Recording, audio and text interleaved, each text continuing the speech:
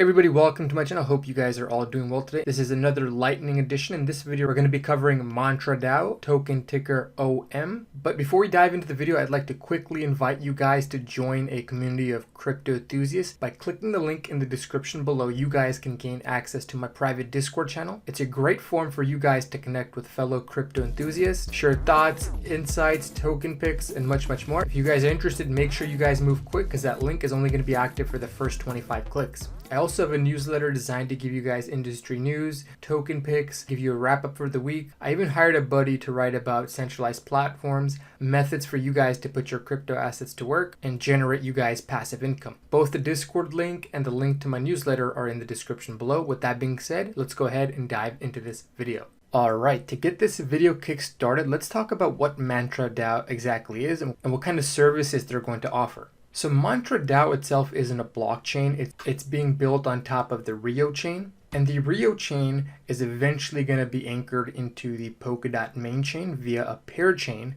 So since the back end of MANTRADAO is going to be built on top of polkadot, it's technically a polkadot DeFi project. We know ever since the split, polkadot has been gaining a lot of traction. And since the buzzword of this cycle is DeFi, all the DeFi projects on Polkadot are also gathering a lot of attention. Based on the product suite and the services that they offer, I expect MANTRADAO to be one of the larger DeFi projects on Polkadot, even though the project token hasn't been on the market that long, but already you can see that there's almost 10,000 Ethereum addresses. On a side note, it's not going to be an ERC20 token forever. There are plans to shift it over to the Polkadot ecosystem where it's going to be converted to a Rio chain token. And instead of using gas to send transactions, you're going to have to use Rio fuel. And you can also see that the private sale was oversubscribed. I believe it was oversubscribed 4x. And you can see here for the unvested tokens, the price was 4 cents. When it debuted, it was already trading at 30 cents. It went to a peak of 60 cents. It's taken a pretty sizable hit with the rest of the market, and now it's currently trading at 26 cents. Now that you guys know the background a little bit, let's go ahead and talk about the services that they're going to be rendering on their platform. To begin with, they're going to support multi-asset staking and lending, Tezos, Tron, ADA. So if you own a few of those coins, rather than going to multiple platforms to stake them, you can stake them in one location. And when Polkadot finally bridges to Ethereum, you're eventually going to be able to stake ERC20 tokens as well. They have this very unique model for incentives that rewards people in karma.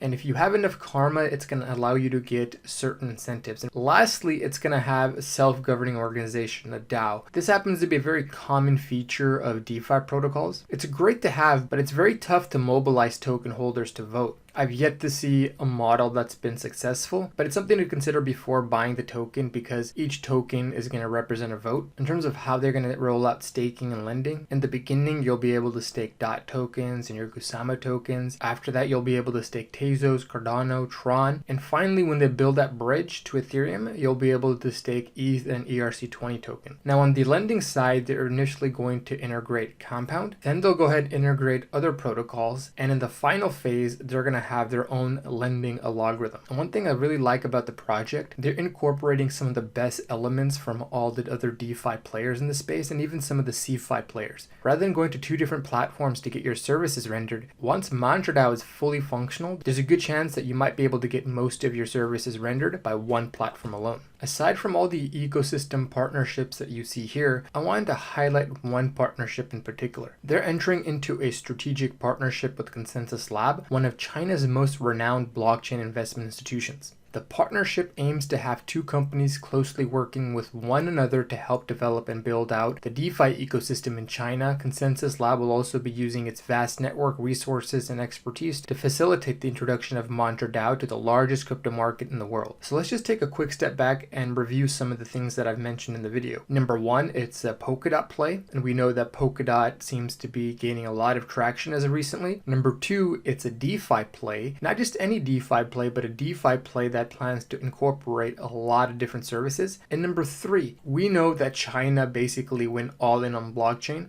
Given the country's mercantilist practices, we can be assured that they're going to nurture a lot of these projects. They're not going to hold back when it comes to subsidies, spending, giving resources at a very cheap rate. Not only does that increase the odds of the project being successful, but it also means a lot of investors are going to hear about this project. And because of everything I just outlined to you, I opened a relatively small position in Ohm. Most of my buys were between 30 and 40 cents. And despite that massive pullback, I plan to hold on to this because I'm fairly confident this token will perform well when the bull market kicks back in. Now in this next segment, I'm going to talk about the circulating supply and the emission schedule. Despite my bullish disposition, I still think that this is probably one of the downsides of the project. And I'll explain why after we go over how the tokens are going to be distributed. Currently, based on CoinGecko, you can see that the circulating supply is roughly 110 million. So in the public distribution, 75 million hit the circulating supply. If you guys buy and stake early, you're going to be given a larger distribution because they plan to give out more in the beginning